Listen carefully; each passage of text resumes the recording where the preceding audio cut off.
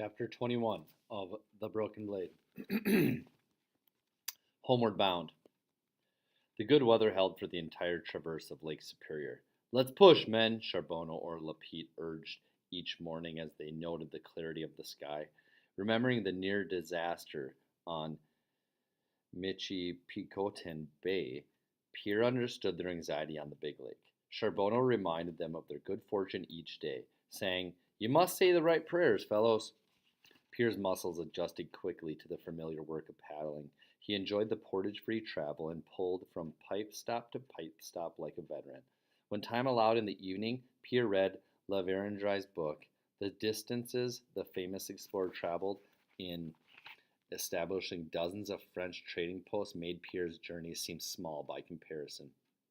Charbonneau talked more than usual, admiring their progress, often saying, "The lake is a holiday, no?" Or, "We forget how to portage, maybe, with so many days of easy work, eh?" Pierre agreed with a nod or a smile, holding to the steady motion that drew them ever closer to home. The brigade passed through Sault Ste. Marie in a festive mood.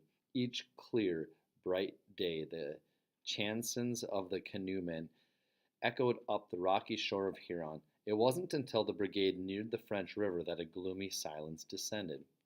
Long before they reached the river mouth, the canoemen saw Lalonde's red marker high up on the hill. They shipped their oars for a moment and floated across the still water. Doffing their caps and bowing their heads, the men crossed themselves and offered silent prayers. Pierre remembered the broken blade La Petite had retrieved that afternoon. As he recalled the searching faces and the dark water, the old emptiness rose up inside him. No matter how hard or how often he thought of that day, there was no way he could make sense of it. Halfway up the French River, the brigade took a pipe stop. Pierre sat at the base of a tall pine and drew out the knife Lalonde had given him. He was whittling a stick when Charbonneau sat down next to him, saying, "I'll bet it has beautiful balance."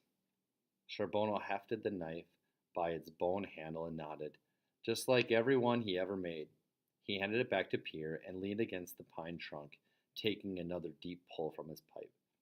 "I know it's hard," he continued. "Every single one of us misses him, but it's part of what we accept on the trail. It can happen to anyone, me and you included, at any minute." Pierre nodded, grateful to the steersman for offering comfort. Then Charbonneau asked, "Did your father ever tell you the tale of the lost child?" Pierre shook his head. "It's an old Indian legend. Everyone who's paddled the French has heard it. According to the story, an Ojibwe family was camped right here in this grove. A boy who was playing by the river slipped off that ledge." Charbonneau pointed toward the river as he spoke. "And he vanished without a sound. The family searched the bank and paddled downriver calling his name, but there was no sign of him." Pierre looked from Charbonneau to the river. Then, just when they were ready to give up, they heard the boy's voice coming from the underground. They dug up as fast as they could, scraping a hole with a hatchet blade. For a while, the crying was so loud it seemed as if they could reach down and touch the boy's hand. They kept digging. The voice drifted off. It moved away from the river, staying deep underground.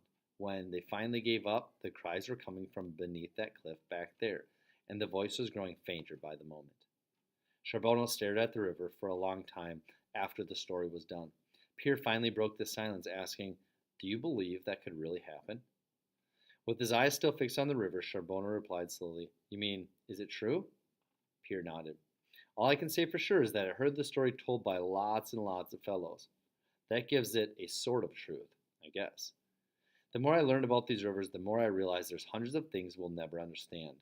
There's too many moods, too many feelings that shift with the seasons. All we ever know for sure is the changes." At that moment, La Petite interrupted, asking, "Time to voyage?" Charbonneau rose and tapped his pipe against the tree trunk. The French River was in a quiet, low-water mood, totally unlike the bright roaring that had washed Lalonde and the lost child of the legend to the grave. After they started paddling again, Pierre thought about the wild river, and he listened for that little Ojibwe boy's cries. That's the end of chapter 21.